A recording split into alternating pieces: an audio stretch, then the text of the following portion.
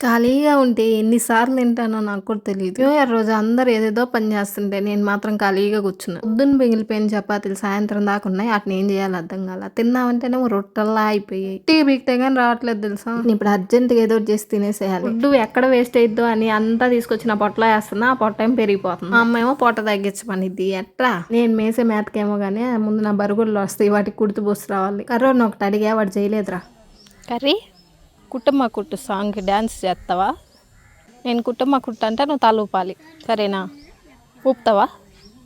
ఒకసారి ఊపు, తల ఊపురా, ఊపురా, చెవులు కాదురా దొన్న.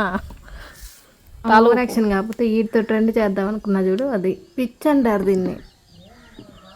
అర్థమైందిలే, పోతున్నా ఇంకా.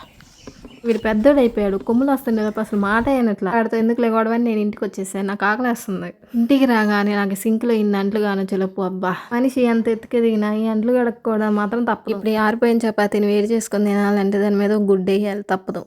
ఒక గుడ్డు 10 రూపాయలు రా. పాలనన్నా పెంచుకుంటాను రా బాబు, గుడ్లు అమ్ముకొని బతుకుతా. దొడ్లో పెంచుదామంటే పాములు గోల, ఇంటి దగ్గర పెంచుదాం అనుకుంటే ఇంటి నిండా ఎరుగుతాయి అని భయం. ఏది చేద్దామన్నా మన కంఫర్ట్ మాత్రం చూసుకుంటామే. బేసిక్గా మనకి బద్ధకం, కానీ ఆ బద్ధకం తినడానికి మాత్రం ఉండదు.